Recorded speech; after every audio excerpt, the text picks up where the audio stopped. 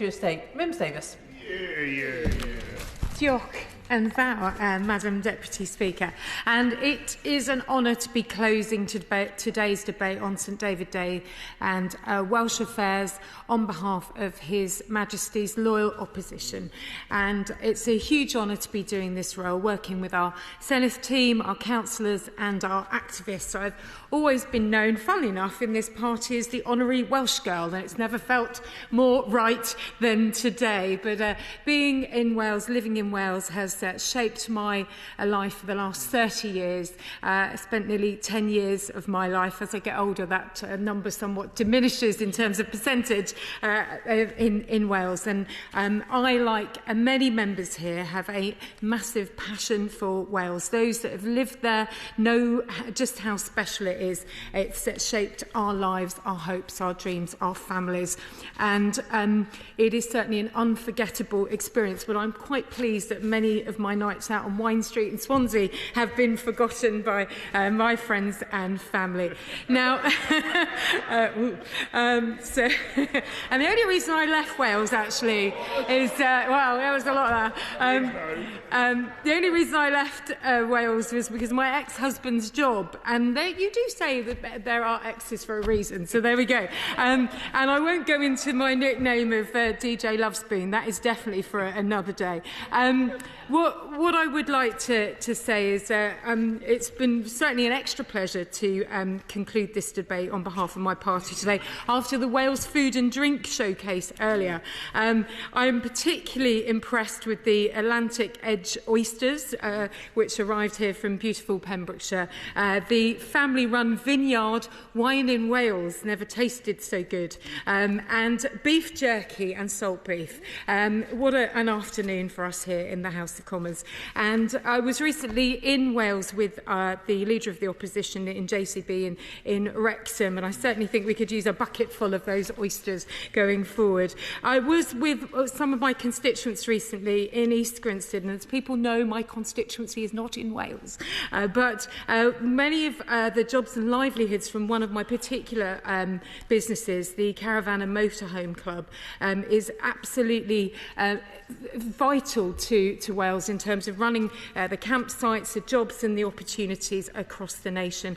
And it would be remiss of me not to share at this box, Madam Deputy Speaker, their concern around the tourism tax and the NI rise from Welsh Labour government. And I do believe we've had a very positive, spirited conversation about Wales, as we would always expect in this House. But it's absolutely right that issues and concerns are raised, and that we use this opportunity to champion Wales and our union and every opportunity. And that's why my party, the Conservative and Unionist Party, has never shied away from doing just that. We fully believe in Wales. That's why we are so dedicated to making sure that that potential and positivity is unleashed. Let me turn to some of the comments made this afternoon by honourable members. The chair of the Select Committee, the Honourable Lady, I was very jealous of her meeting the other Ruth Jones. Not only is her TV brilliant, but the books are brilliant as well. What a talented lady.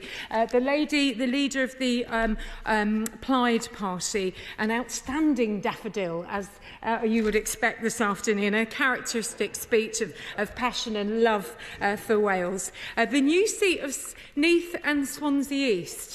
I was fascinated by the Honourable Lady talking up Neath Market, and balancing that with Swansea Market is a difficult challenge.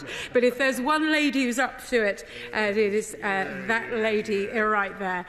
The Honourable Lady from Gower. I was recently very lucky to pop along to the beautiful Three Cliffs Holiday Park, and I was very pleased to hear her standing strong for her constituents in terms of the inheritance tax, the pubs, King's Head in Llangennith, how beautiful, what an exciting week she has, but of course focusing on the spirit of sport in Wales, and particularly women's sport, which is characteristic of her as well. My honourable friend from Chester South and Eddisbury spoke about her mum from Swansea. I did not know that. That's what I love about being in the chamber, particularly on a Thursday afternoon. And she's a new archer, and it reminded us all to be very careful of arrows.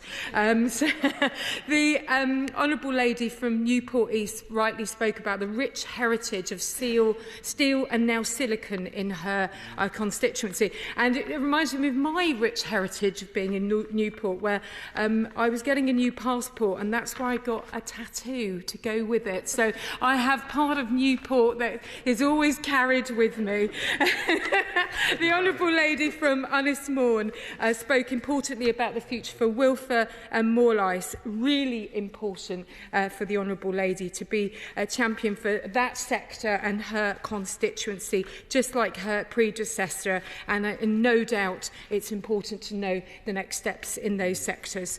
The Conservative government has always focused on Wales, as I say, an additional £18 billion for Wales, and it's vital to remember the work that we did, and I know all constituencies will have benefited from the support during COVID and the furlough scheme. It's why we can talk about those businesses and those opportunities for Wales.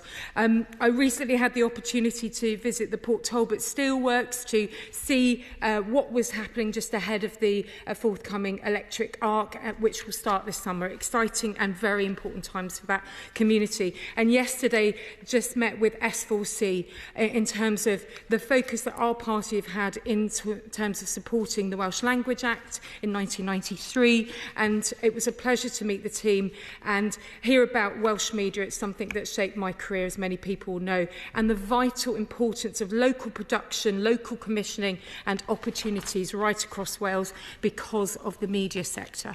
And it would be remiss of me not to focus on some of the challenges, as I say, across Wales, including, I know the Honourable Lady, the Secretary of State opposite, knows that I feel, and my party feels very strongly, that we need Wales to have a Wales-wide grooming gang inquiry. And I wonder if she can give any updates on that at the box today.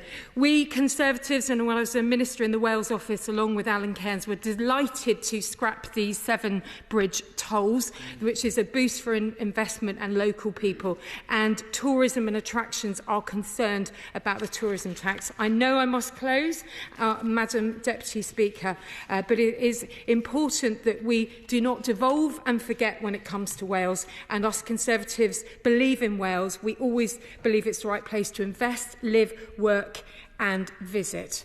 Thank you, Madam Deputy Speaker. Minister.